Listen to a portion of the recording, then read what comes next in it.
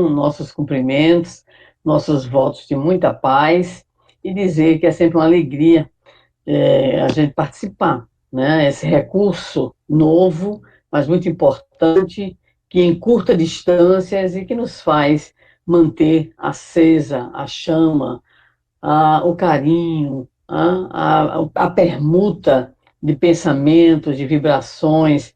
Então, muito importante esse veículo. Mas nos sugerem trazer neste espaço uma reflexão em torno do tema novos tempos e mudanças interior. Então, o que significaria, em primeiro lugar, essa expressão novos tempos, não é isso?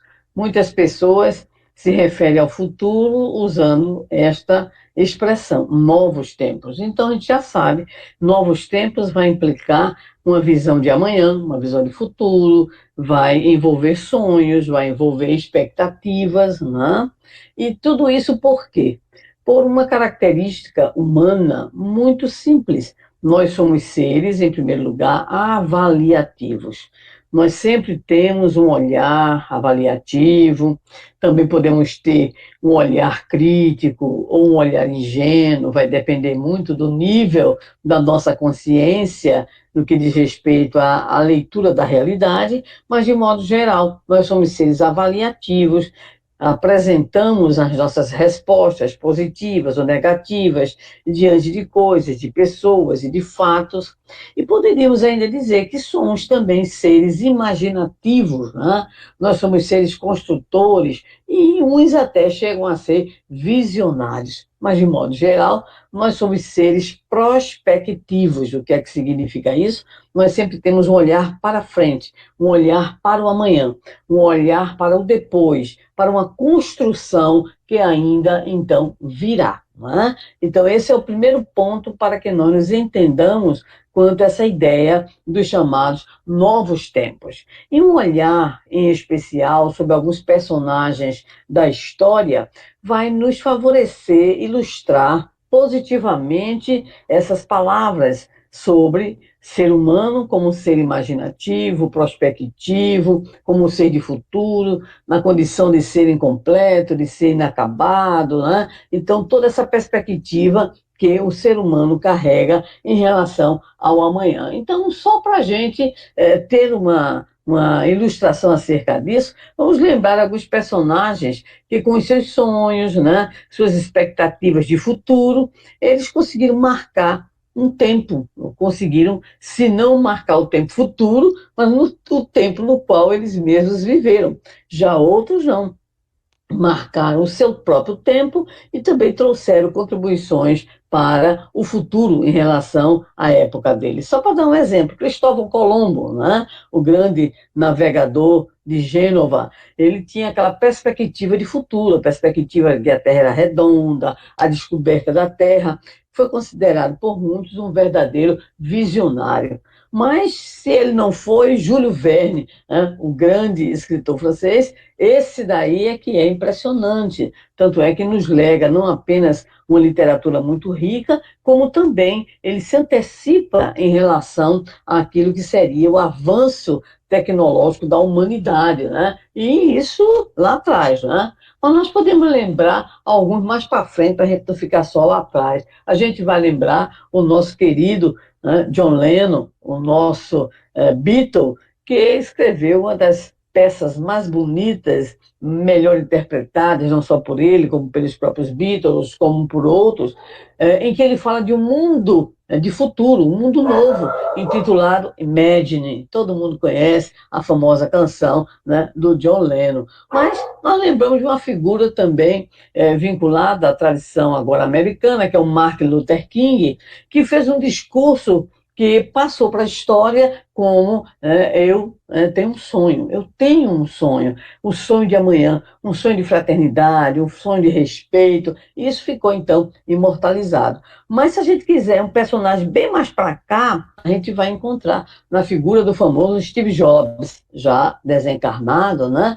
E nós podemos dizer, com toda segurança, que, em especial, os avanços da tecnologia na área da comunicação, na área da internet, da computação, tem tem nele um grande visionário do futuro. Então, é o criador do iPhone, né? Teve muitas e muitas contribuições para o avanço, né, da tecnologia. Então, nós podemos dizer que esses são exemplos excepcionais, mas, de modo geral, a criatura humana tem essa preocupação sobre o amanhã. Por isso a gente estuda, por isso a gente casa, a gente tem filhos, enfim, a gente trabalha, né? Então, tudo na vida tem um sentido imanente no momento, mas tem também um sentido a posteriori, ou seja, em relação ao futuro. Então, é a condição propriamente humana, né, de ver, de vivenciar o hoje, de recordar o passado, mas principalmente essa visão de olhar para frente, de olhar o futuro e de desejar sempre o futuro melhor. Mas nós vamos encontrar na figura do filósofo dinamarquês do século XIX, é filósofo, é teólogo, é um crítico social, chamado Søren Kierkegaard, né? Então, Kierkegaard, ele tem uma frase que será o nosso norteamento aqui na exposição, quando ele afirma para nós que a vida só pode ser compreendida olhando-se para trás, né?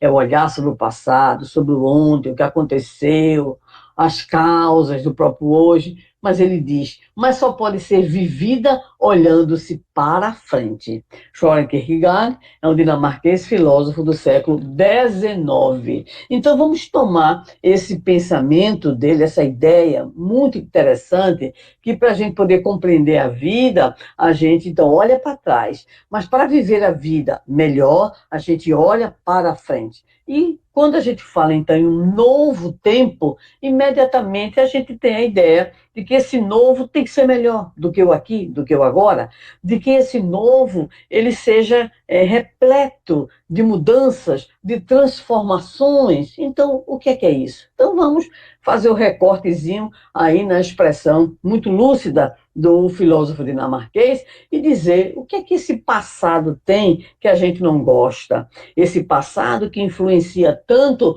o nosso próprio hoje, não é? Então, o que é que esse ontem e esse hoje estão nos apresentando, que nos incomodam e, obviamente, que nos estimulam, nos instigam a pensar num novo tempo, né? Um novo tempo diferente, um novo tempo melhor, um novo tempo transformado. Então, mais uma vez, que observações nós poderíamos trazer desse tempo antigo, que a gente também poderia denominar dessa ordem antiga, né? A ordem social antiga, antiga, mas que está presente hoje, ainda hoje, muito forte. Então, só para a gente ter uma ideia daquilo que a gente tem que superar, daquilo que a gente tem que, de fato, buscar, modificar ou transformar. Então, a gente poderia situar, por exemplo, num recorte, as profundas desigualdades sociais e os preconceitos, né?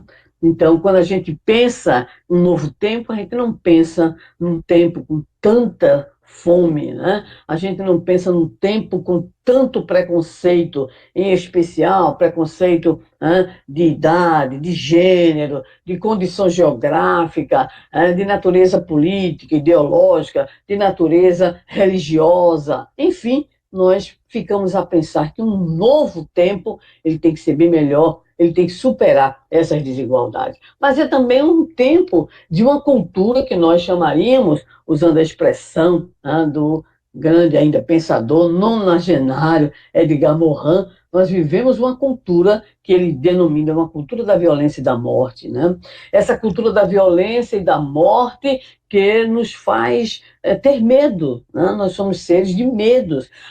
Quem vive nas grandes cidades, nas grandes capitais, tem medo. Então você sai, não sabe se volta, a violência chamada de gratuita, né? Do nada. Então, a violência de órgãos, inclusive, que deveriam ser responsáveis para combater a violência, e de repente você vê as pessoas integrantes sendo violentas. Está aí toda a Europa, nas grandes manifestações, especialmente da juventude, em relação ao problema racial, ao preconceito de cor, mas outras situações aí também ainda caracterizam esse tempo, que é de hoje, que é de ontem, como um tempo de cultura da violência, cultura da morte. Mas nós podemos dizer que é também um tempo de muito vazio existencial. Estudiosos do comportamento humano, da saúde mental em especial, asseveram que vivemos um tempo de mudanças muito rápidas e de certos esvaziamentos, especialmente no campo da religião e no campo da ética, no campo dos valores. Então, você vê a existência de todo um conjunto de pessoas, de toda uma população que fecha a vida no existir aqui e agora. Seriam pessoas que veem apenas a necessidade, né, de satisfação do imediato, a vivência dos prazeres, a busca das conquistas materiais. Né? Então, é próprio também desse tempo essa situação. Isso vai gerando aquilo que alguns outros autores chamam, especificamente o Bauman, né?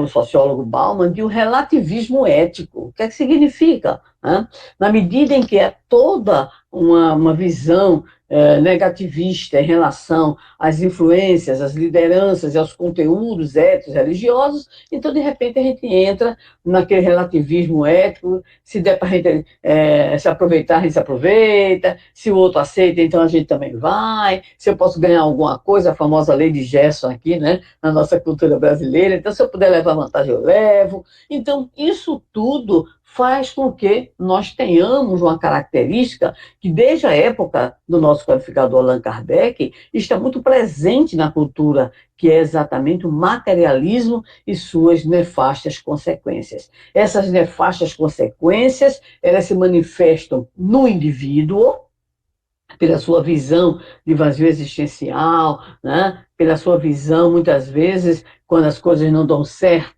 de autodestruição, e ao mesmo tempo também isso vai gerar uma cultura de dúvidas, uma cultura de incertezas. Isso é muito grave, né? Mas quando nós, que somos espíritas, nos debruçamos sobre essa realidade do hoje e do ontem, nós temos a pergunta que não pode calar: qual é a razão de termos atingido toda essa situação? Né?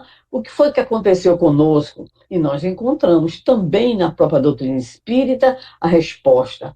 E essa resposta está de modo muito analítico, muito aprofundado, no conjunto das questões 913 a 917 do livro dos Espíritos. Então, ali nós vamos encontrar a resposta. Que quadro é esse de violência, né? De autodestruição, de vazio existencial, de tantas desigualdades, de tanto preconceito, de tanto materialismo? Então, qual é a causa real, a causa profunda disso tudo? E nós vamos encontrar, a partir da 913, uma análise extraordinária que o codificador nos apresenta através do diálogo entabulado com o Espírito de Verdade. Então, nós vamos, em primeiríssimo lugar, identificar a causa profunda com uma palavra muito simples, mas que todos nós que somos ligados, né, no estudo da doutrina espírita, conhecemos perfeitamente: egoísmo. Então, o egoísmo nos afirma a espiritualidade, na questão 913, é a base de todos os vícios. Ou seja, na base de toda essa problemática que apresentamos no tempo de hoje e no tempo de ontem, está exatamente o egoísmo. Né? Então, a nossa condição humana é ainda profundamente envolvida nessa viciação, nesse vício radical. Mas, na 913, o Espírito de Verdade claramente nos diz que não é apenas o egoísmo a base de todos os vícios, mas, ipsis literis, ele diz: nele, no egoísmo, está a chaga da sociedade. Então, é muito claro para nós, né, que é o egoísmo a grande base. E aí, então, no diálogo estabelecido por Allan Kardec com o Espírito de Verdade, da 913 a 917, nós vamos encontrar uns pontos que precisamos destacar. Em primeiro lugar, o Espírito de Verdade diz que para combater o egoísmo é preciso ir até a raiz. É preciso ir à causa, a causa lá atrás. Mas Kardec, que é um grande articulador, né, é um grande dialogador, ele vai, nas perguntas subsequentes, né, ele vai, como que, instigar a resposta em que o próprio Espírito de Verdade nos diz que, de fato, há uma dificuldade de lutar contra o egoísmo, porque ele está, primeiramente, na própria natureza, ou seja, a gente tem um momento do nosso processo evolutivo em que esse egoísmo está presente até mesmo para facultar a nossa condição, né, de sobrevivência, a nossa condição de defesa, de autodefesa, de instinto, de preservação, mas nos oferece o Espírito de Verdade uma colocação muito importante, é que esse egoísmo ele é principalmente alimentado no seio da nossa cultura, da nossa educação. As instituições, elas estimulam através de seus princípios, de seus protocolos, das suas lógicas operacionais, estimulam. Então, basta você ver, por exemplo, né, algumas situações inusitadas. Então, você é estudante, você vai fazer o Enem, então ali você já tem uma alta carga de competitividade, é do sistema, é uma alta carga de competitividade. Mas, por outro lado, você tem um exemplo muito curioso. Quem acho que aqui lembra, todo mundo lembra, né? Sempre alguns exemplos numa área extremamente competitiva, que é a área do esporte, né? O esporte ou o próprio desporto profissional. Quantos exemplos nós não temos daqueles que foram, inclusive, que receberam medalhas importantes, porque na hora H em que aquele seu opositor, aquele seu concorrente foi visto em perigo, parou de competir para ir ajudar, para ir auxiliar. Ou seja, quebrou o protocolo próprio das disputas, da competição, e essa atitude é uma atitude, então, que supera essa característica bem própria da nossa condição realmente humana e principalmente estimulada nas nossas instituições, na nossa cultura, na nossa educação. E aí o Espírito de Verdade vai nos dizer que é uma necessidade, então, de buscarmos o quê? Um esforço, e que esforço grande é esse, não é, Carlos? E todos aqueles que nos ouvem, né? Que esforço grande não é esse que nós vamos ter que realmente buscar para quê? Para combater o egoísmo, destruindo a sua causa, né? Essa destruição, ela vai nos oportunizar a criação de novos hábitos. Não podemos esquecer, com Allan Kardec, quando ele nos traz, e o próprio Espírito de Verdade corrobora essa colocação, de que a educação ela tem a ver com o quê? Com a formação de hábitos, com a criação de hábitos. Então, desde cedo, nós somos alimentados no egoísmo. Kardec, numa das páginas na Revista Espírita, falando sobre espiritismo e infância, relata a história de uma família que é espírita e tudo mais, e aí educa a criança com métodos estranhos. E diz a criança que ela tem que comer, que se ela não comer aquele pedaço de bolo, vai para um mendigo que vem na rua, uma criança mendiga da rua, enfim, que ela vai ser punida para se alimentar junto com os empregados. E Kardec faz uma série de críticas a essa postura de preconceito, de discriminação que as crianças recebem, então, desde cedo, quando elas vão exatamente formando o seu caráter, né? Então, a colocação é muito clara para nós. O egoísmo, ele vai neutralizando as qualidades e ele é incompatível com a lei de justiça, de amor e de caridade. A lei máxima. E aí, então, o que é que nos diz ainda o Espírito de Verdade? Agora, na 914, ele diz que uma das formas que nós podemos encontrar para superar esse egoísmo seria o processo de instrução. Ou seja, de busca do conhecimento, de reflexão. Há quem se engane pensando que o campo da religiosidade trabalha só o emocional, trabalha só o espiritual, o moral. Não. O próprio Cristo nos apresenta, conforme João, capítulo 8, versículo 32, a expressão conhecereis a verdade, ela vos libertará. Significando essa necessidade de buscarmos a verdade intelectualmente falando. Allan Kardec e o Espírito de Verdade, na parte terceira de O Livro dos Espíritos, nos apresenta, em um dos seus capítulos, a lei do progresso, toda uma argumentação em relação ao progresso completo, que envolve o progresso intelectual e o progresso moral, sendo o primeiro mais fácil, em razão da nossa própria condição humana também de sermos seres aprendentes ou seres de aprendizagem, e a aprendizagem intelectual tem a ver com as dificuldades, os interesses, né? As motivações, os problemas, enquanto que o progresso moral está lá também na parte terceira do Livro dos Espíritos, tem uma exigência muito mais grave que a gente vai ver daqui a pouquinho, que é a exigência de mudanças de hábitos morais, né? É a mudança, né, das nossas próprias atitudes. Isso, então, é sempre muito mais difícil de se realizar. Então, o Espírito de Verdade começa nos dizendo que esse processo de instrução para nós é importante, porque ele vai nos favorecendo o que denominaríamos uma leitura de mundo. Ora, uma leitura de mundo centrada só nas coisas imediatas, só nas coisas materiais, fará com que a criatura viva em função disso. Tem muita gente que acha que viver é apenas cumprir o ritual, né? De se alimentar, de vestir, de ir para as baladas, né?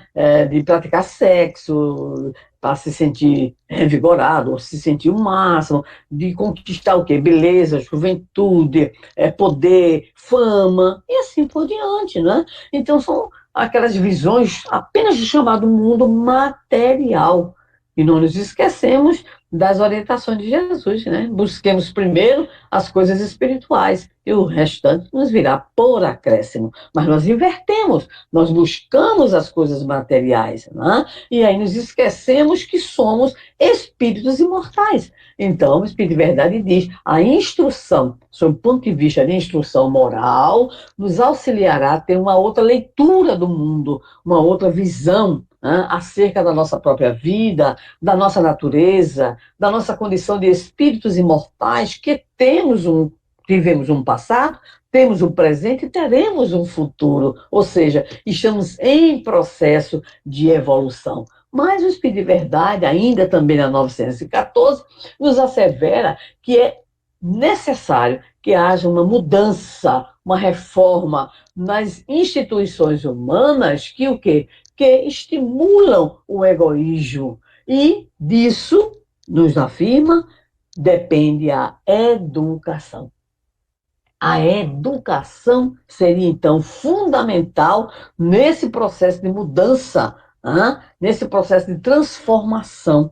Então, Leon Denis nos diz, com a sua sabedoria, para uma nova sociedade, novos homens. Como é que nós vamos ter uma sociedade nova, despida daqueles problemas aos quais referimos no recorte? Como é que nós poderemos ter uma sociedade fraterna, por exemplo, com pessoas que não se consideram irmãs? Como é que nós podemos ter uma sociedade de mais igualdade se nós continuamos a promover, muitas vezes, a escravização, a opressão, a exploração, para que poucos cada vez tenham mais, e um mais até exorbitante, um mais sem nenhuma condição realmente, e enquanto milhões permanecem na fome, na seca, na nudez e na doença. Então é verdade, o Espírito de Verdade nos fala que há uma necessidade de reformulação da educação.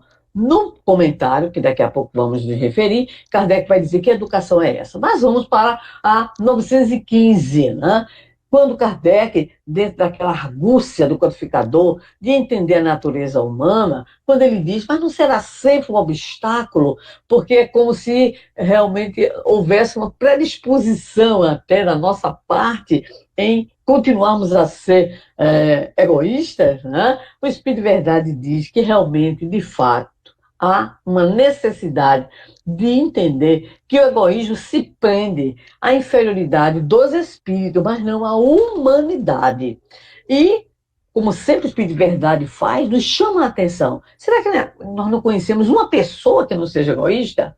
Se existe uma, por que não haveria 10? Se houver uma ou 10, por que não haverá 100? Por que não haverá 1000? Né? Então, E eles afirmam categoricamente, há pessoas, sim, que não têm aquela característica, aquele traço do egoísta, que é colocar o seu interesse pessoal acima de tudo. Nós encontramos, sim, pessoas dedicadas, pessoas que têm a capacidade altruísta da renúncia, da abnegação, né, do sacrifício. E aí nos afirma ainda o Espírito de Verdade. No momento em que nós nos dispomos ao segundo item da nossa reflexão, as mudanças reais, as mudanças interiores, quando nós nos esforçamos para ser outras pessoas, para melhorarmos a nossa condição espiritual, então nós vamos nos depurando dos nossos defeitos, das nossas impurezas.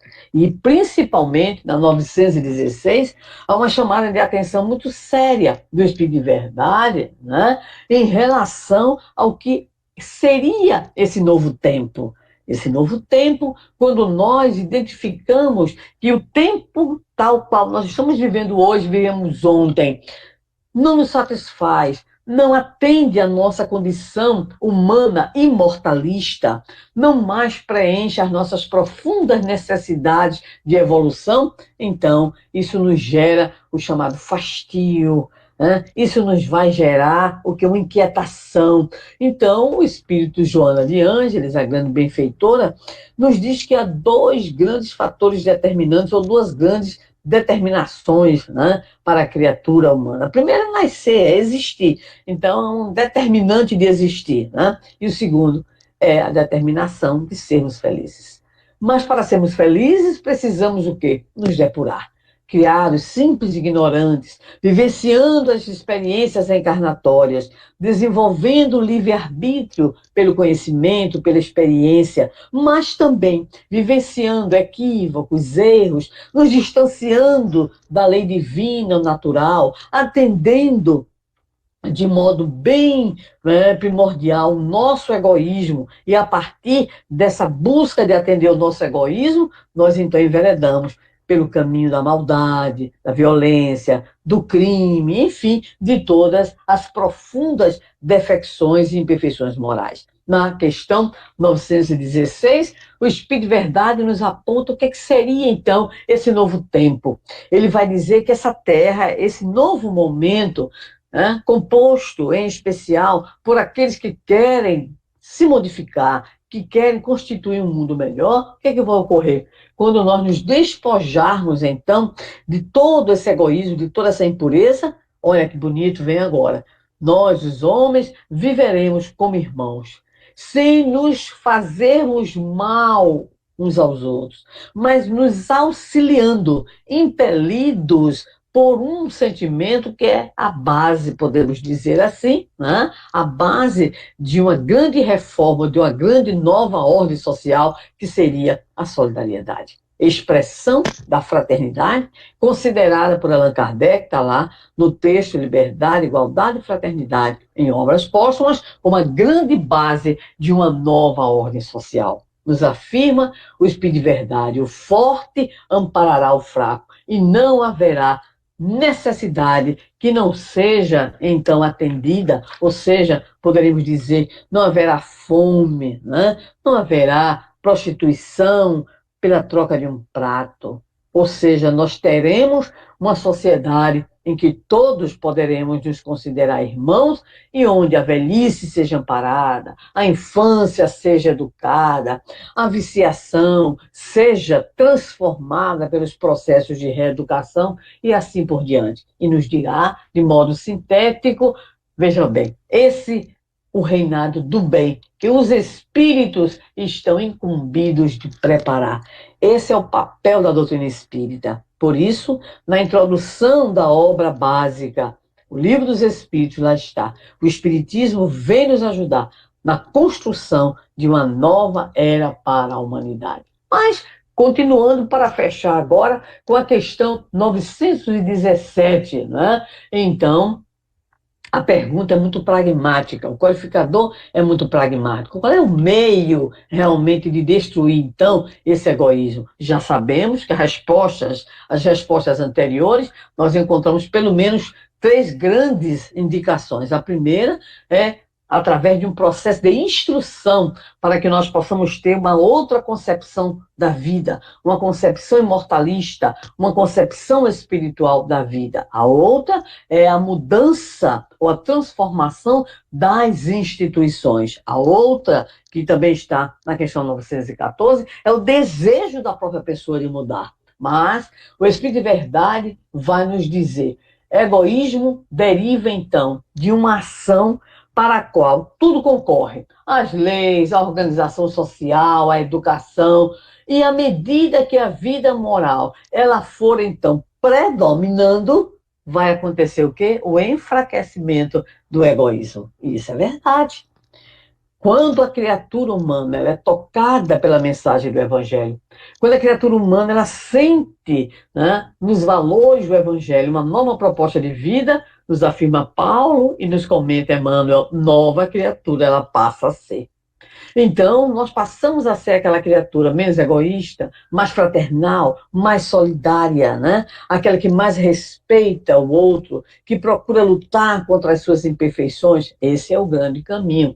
E aí, a pergunta que se torna importante nesse momento: qual é o papel, então, do Espiritismo? E na questão 917, nos respondem os imortais. O Espiritismo transformará os hábitos, os usos e as relações sociais. Como? Aí vem para nós umas recomendações importantes. O Espiritismo, bem compreendido, repito, mostra as coisas de tão alto que o sentimento da personalidade, que é o egoísmo, desaparece, de certo modo, diante da imensidade. Interessante registrar nessa mesma resposta à questão 917, que o Espírito de Verdade até nos compreende, viu? Quando a gente, muitas vezes, tem tanta dificuldade, quando a gente afirma, é tão difícil a gente superar o egoísmo, porque a gente está cercado também de egoístas. Pois o Espírito de Verdade reconhece isso, quando nos diz assim: o choque do egoísmo dos outros é o que muitas vezes nos faz, então, egoísta, né? E uma espécie de necessidade de nos colocarmos, então, na defensiva. Mas quem vai nos trazer uma mensagem belíssima nessa questão é o Espírito Fenelon, que é um padre, né? Foi padre na sua encarnação, né? Na França, voltado para a educação, grande defensor, especialmente, da educação feminina, né? Então, ele vai nos dizer que o que será esse novo tempo, ele vai dizer, é o tempo em que o princípio da caridade e da fraternidade deve servir, então, de base às instituições e às relações entre os homens e entre os povos. Naquela época, ele vai dizer, há um extravasamento do egoísmo, e por essa razão, quanto mais esse egoísmo é extravasado, mais há uma exigência, né, de vivência realmente da virtude. A virtude ela tem que ser muito mais vigorosa, a virtude tem que ser muito mais vivida para poder enfrentar, então, essa, vamos dizer agora, pandemia egoística, né, que nós vivenciamos. Bem, no comentário da questão 917, Kardec vai nos dizer, como antes havíamos falado, dessa necessidade de uma educação, mas não uma educação livresca, não uma educação que tende a formar apenas homens intelectuais, e diríamos hoje, dentro da nossa realidade do século XXI, não apenas aqueles que vão atuar no mercado de trabalho altamente competitivo também, mas ele nos fala da necessidade, então, da chamada educação moral. E essa, então, educação moral, ela é aquela que tende a formar o quê? Formar homens de bem. Então, ele vai nos dizer algo muito importante que pedimos a permissão para fazer a leitura, está no comentário que ele faz, a questão 917. Faça-se com moral o que se faz com a inteligência, e vê-se-á que se há naturezas refratárias muito maior do que se julga, é o número das que apenas reclamam boa cultura para produzir bons frutos. Então, Kardec vai nos estimular aqui a luta de cada um de nós nesse processo de educação moral. Daí, muito bem colocado o tema, novo tempo e mudança interior. Retomemos o que havíamos dito sob uma afirmativa do nosso prezado Leon Denis. Uma nova sociedade exige novos homens. E nós diríamos, então, data vênia, o nosso querido Leon Denis, uma nova sociedade exige novos homens, isso exige uma nova educação para a nova geração. Então, não adianta se imaginar um mundo novo.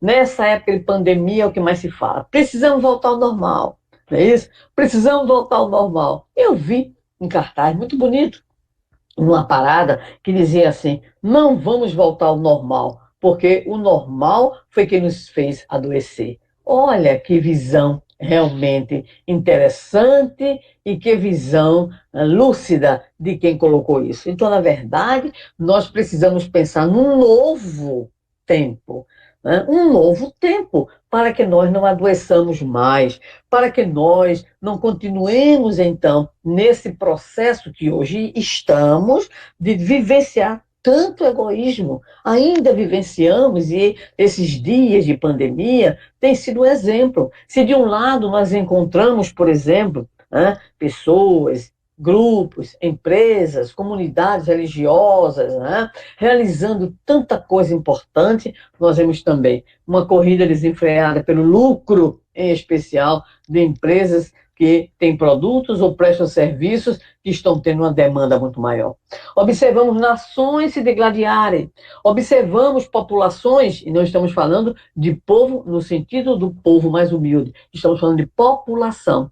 Quando se diz, aqui mesmo em Natal, está abrindo tal ou qual área do comércio, então o que nós estamos vendo é a proliferação das aglomerações.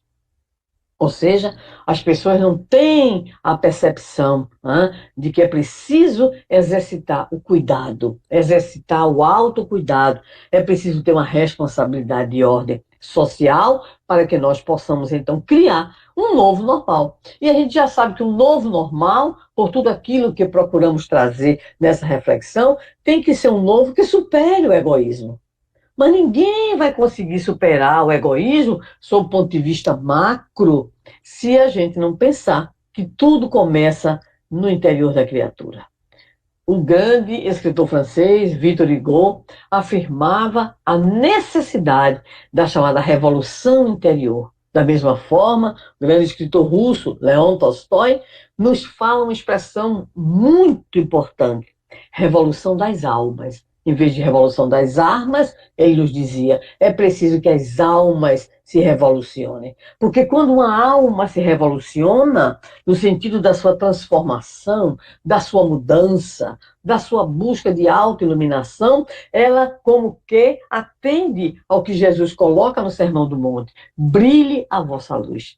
Então, todo aquele que está, né, olhando para o futuro, desejando um futuro melhor, uma nova era para a humanidade. Aquele que está entendendo que esse momento é um momento de aferição de valores, é um momento seletivo, é uma transição planetária, sim, de modo mais acelerado, porque ela sempre veio ocorrendo ao longo dos séculos, mas hoje é como se a gente pegasse aí um Fórmula 1 ou um carro de Fórmula Indy, e aí a gente está numa velocidade imensa, né? Para realizarmos em nós esses processos de mudança e de transformação. Na obra A Gênese, que é a última obra da codificação kardeciana, publicada em 1868, o seu último capítulo, capítulo 18, possui 2 itens, Sinais dos Tempos e a Nova Geração. É quando Kardec nos diz que as grandes mudanças ocorrerão muito mais no plano das gerações.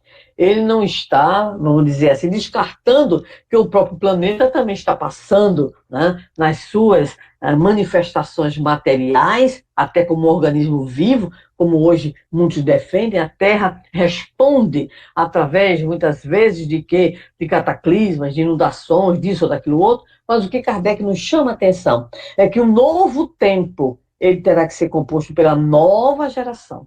E essa nova geração, ele vai situar, de modo específico, 3 grupos para os quais chamamos a atenção daqueles que nos ouvem. O primeiro grupo seria aqueles espíritos que virão nos auxiliar, considerando que a fraternidade, a solidariedade não é só entre nós, é entre os mundos também.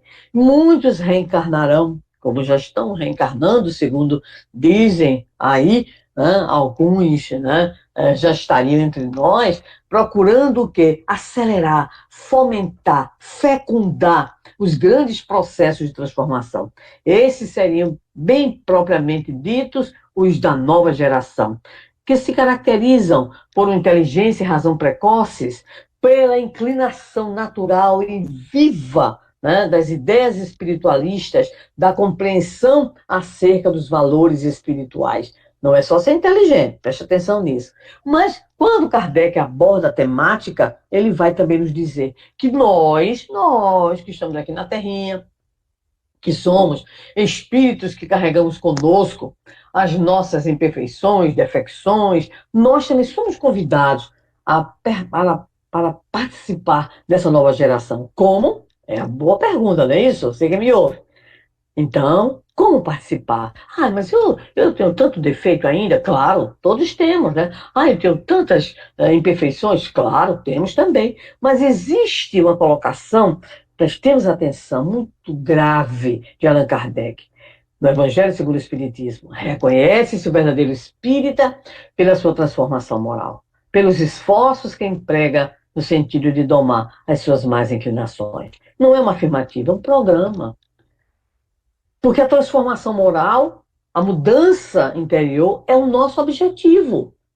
O esforço é a nossa ferramenta. Né? Então vamos nos esforçar para nos melhorar. Todas as questões que lemos aqui, da 913 a 917, é um chamamento para que nos esforcemos individual e coletivamente, pessoal e socialmente, no sentido da destruição do egoísmo e da criação em nós, primeiramente, de uma outra visão de mundo e uma outra disposição moral para a vivência do Evangelho. E, sob o ponto de vista social, todo o nosso esforço para a criação de uma cultura diferente daquela a que nos referimos, mas uma cultura de paz.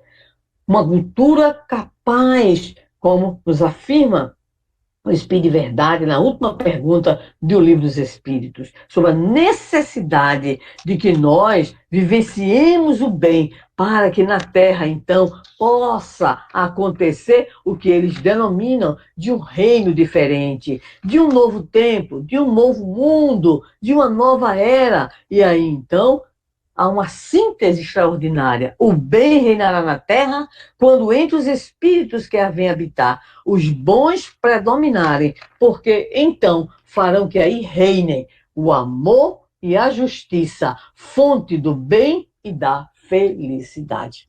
Então há um convite para nós, nesse sentido da compreensão de que o novo começa em mim.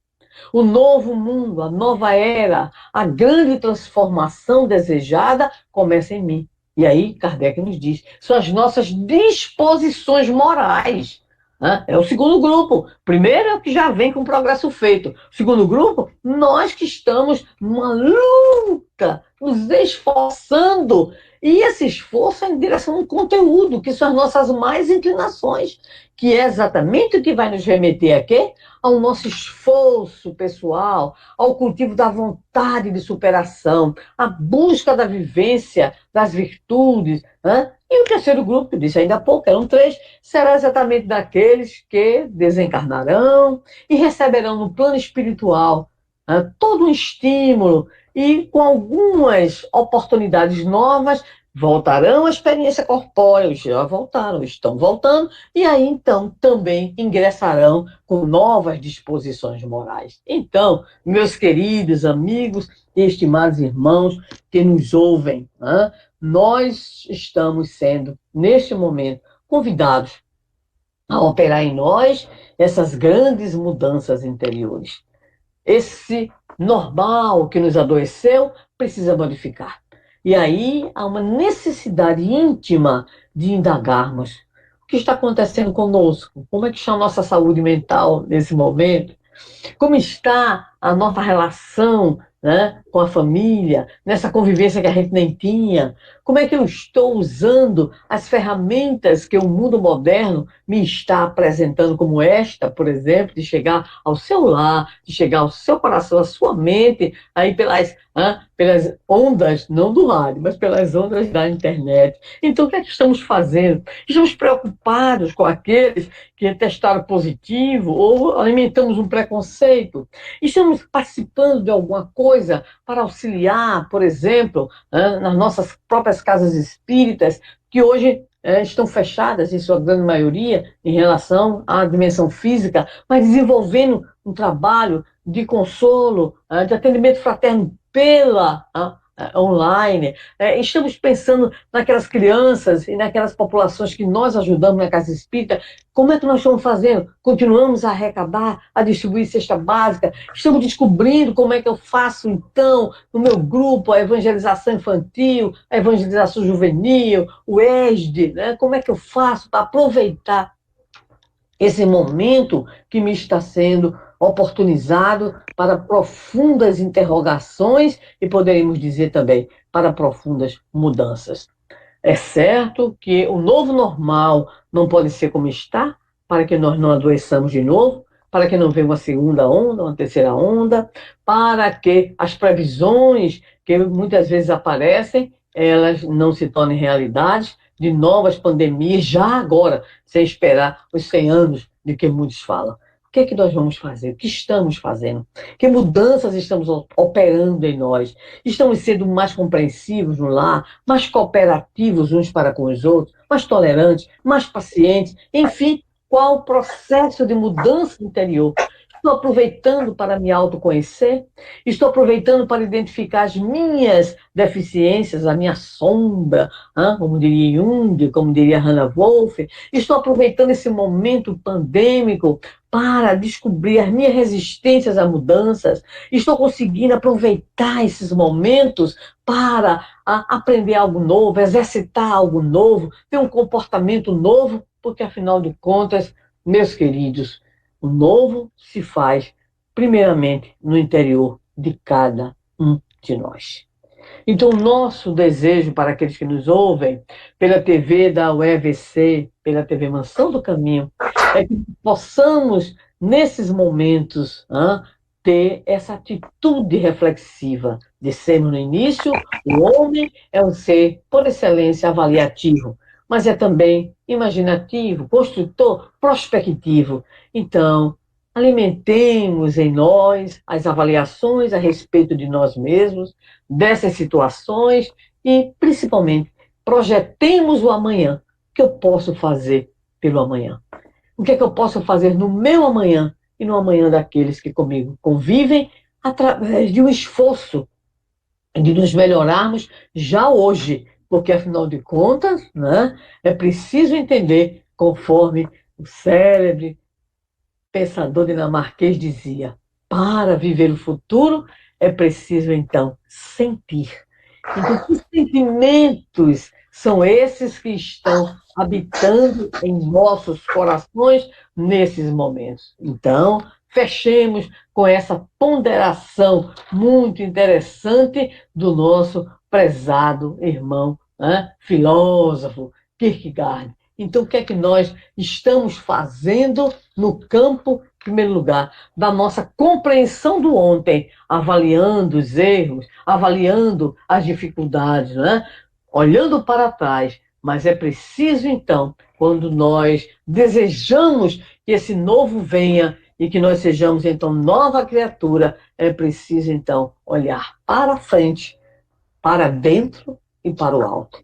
Então, o que nós desejamos nesses momentos finais, agradecer ao convite dos nossos queridos amigos e dizer que Jesus permaneça sendo a nossa grande inspiração para que em nós habite o desejo de um dia nos tornarmos verdadeira e profundamente cristãos. Que Ele nos abençoe e abençoe todas essas iniciativas no campo do bem. Muito obrigada.